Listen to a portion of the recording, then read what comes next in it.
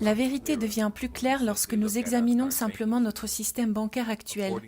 Selon un rapport intitulé « Les directeurs de la Réserve fédérale, une étude de l'influence sur les banques d'affaires menée par le Comité sur les courants bancaires, le logement, la Chambre des représentants en août 1976 », il a été conclu que tous les grands cartels bancaires financiers des États-Unis sont tous des filiales de la London Bank d'Angleterre.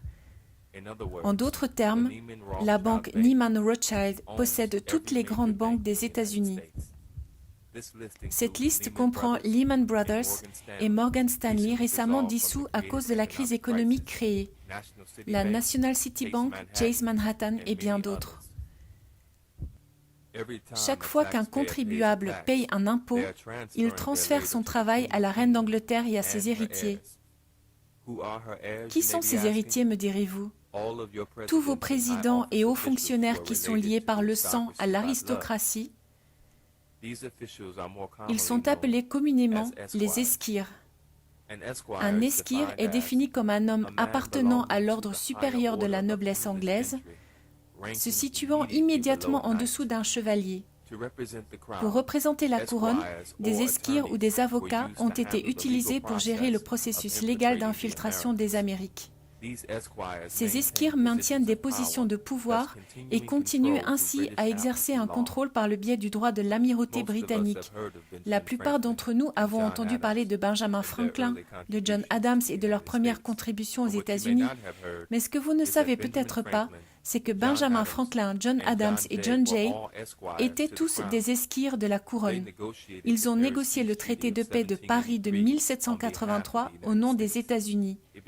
Cela devient plus clair maintenant, alors que le traité semble s'aligner en faveur des Britanniques, même s'ils ont soi-disant perdu la guerre. Le traité de paix de Paris n'a pas donné à l'Amérique le titre de propriété des terres, les possessions du roi en Amérique étant protégées par des chartes d'entreprise.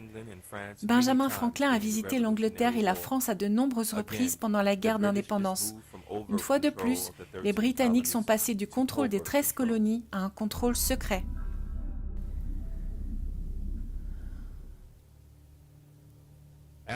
Après la guerre de sécession, les États-Unis sont financièrement affaiblis.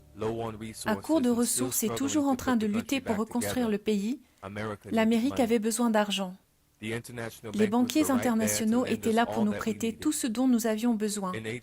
En 1871, le Congrès pouvait traiter avec les banquiers Rothschild pour contracter une dette qui permettait la mise en place d'un nouveau gouvernement contrôlé par les intérêts de l'argent étranger. En vertu de l'acte législatif du 21 février 1871, le gouvernement des États-Unis s'est constitué en entreprise commerciale pour faire des affaires dans un but lucratif. Cela signifie que les États-Unis d'Amérique sont passés du statut de pays à celui d'entreprise. Ce que vous devez comprendre, c'est que cela a changé tout le processus de fonctionnement de notre gouvernement et son objectif global en tant qu'entreprise.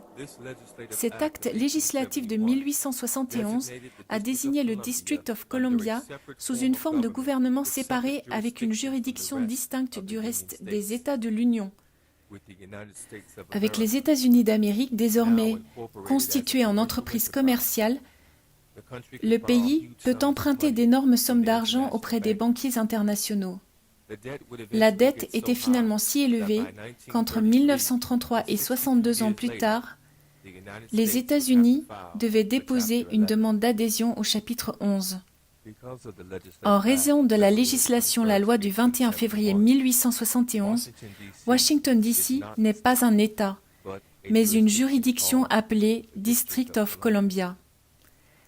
La preuve de ce fait se trouve dans le 41e Congrès, session 3, chapitre 62, 1871, où l'on peut lire « Loi visant à fournir un gouvernement pour le District of Columbia », édictée par le Sénat et la Chambre des représentants des États-Unis et le Congrès réunis.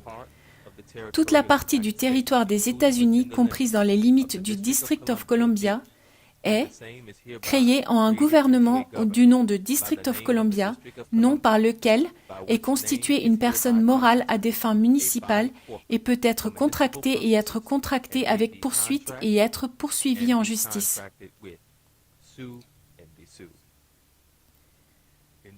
En bref, les 50 États sont séparés des terres juridictionnelles du district de Columbia.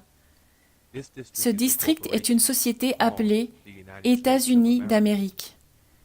Contrairement à ce qu'on vous a enseigné à l'école, les États-Unis ne sont pas un pays. C'est une entreprise comme IBM, General Motors ou Microsoft. Cette société a la compétence légale pour faire des affaires et créer des franchises. Considérez les 50 autres États comme des franchises pour la société mère, les États-Unis d'Amérique. C'est pourquoi nous avons un président et non un roi ou une reine. Seuls les rois ou les reines peuvent gouverner un pays. Légalement, un président ne peut pas régner sur un pays, mais peut prendre des décisions au nom du roi ou de la reine. C'est le cas des États-Unis, c'est exactement ce que fait notre président. Les pays n'ont pas de président, ce sont les entreprises qui en ont un. Chaque fois que le président est présenté, on peut l'appeler le président des États-Unis. Les États-Unis d'Amérique, ce n'est pas différent de General Motors de Détroit ou de Sears and Roebuck de Chicago. Ces descriptions font référence à des entreprises qui résident dans une zone juridictionnelle spécifique. Dans le volume 20, Corpus Juris Secundum 1785, il est dit « Le gouvernement des États-Unis est une société étrangère par rapport à un État. Chacun des 50 États est étranger à l'autre. C'est pourquoi vous pouvez jouer à Las Vegas dans le Nevada, mais pas dans l'Utah. C'est également la raison pour laquelle les personnes qui commettent des crimes dans un État et qui fuient vers un autre sont extradées vers l'État où le crime a été commis. En effet, en vertu de la loi, l'État où le crime a été commis est le seul à avoir une autorité juridictionnelle. En vertu du droit des affaires, toute société doit avoir un président, un secrétaire au Trésor, etc.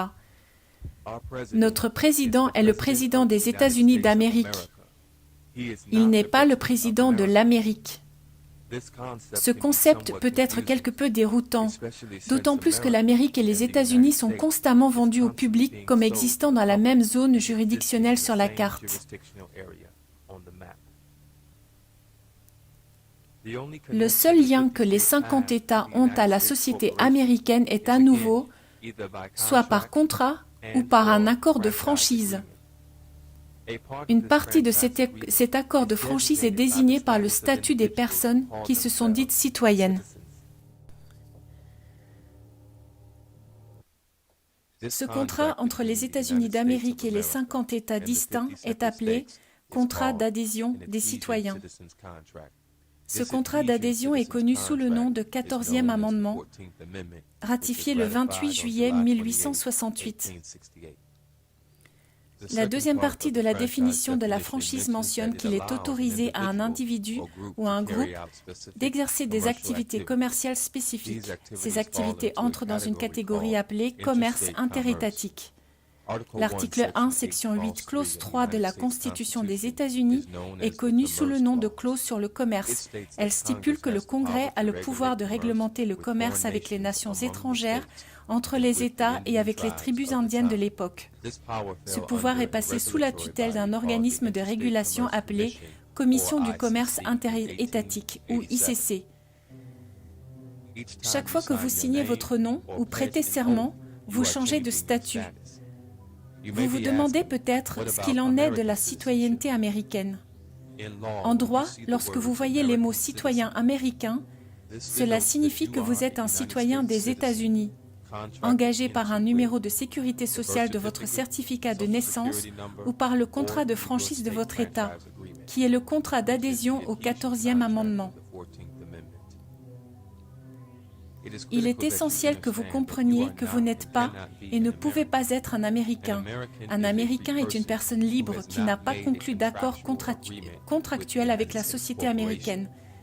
N'oubliez pas que vous n'êtes pas un Américain. Vous êtes légalement un citoyen vivant dans un État étranger.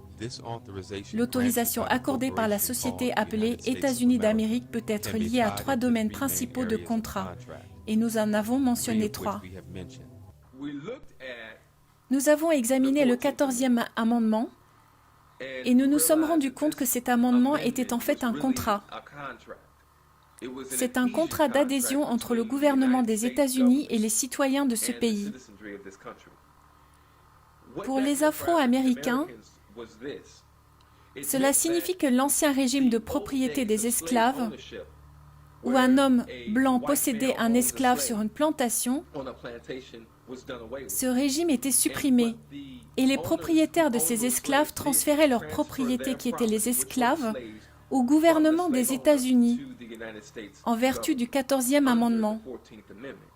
Et si vous vous souvenez, quand vous étudiez l'histoire, vous savez que de nombreux États du Sud et ses propriétaires d'esclaves ont été indemnisés pour avoir transféré ces esclaves. Ce qui signifie, pour les Noirs, cela signifie que vous n'êtes pas libre. Vous êtes ce que l'on appelle des émancipés, et une émancipation n'est pas la liberté. L'émancipation est le transfert de propriété d'un propriétaire à un autre. Ce processus n'a rien à voir avec la souveraineté. Un citoyen de la société américaine ou un Américain ne peut pas être souverain parce qu'il ne possède pas la terre ou n'a pas de titre de propriété clair sur la terre. De plus, ces personnes n'ont pas établi une armée pour prendre la terre ou pour créer leur propre terre à l'intérieur des États-Unis.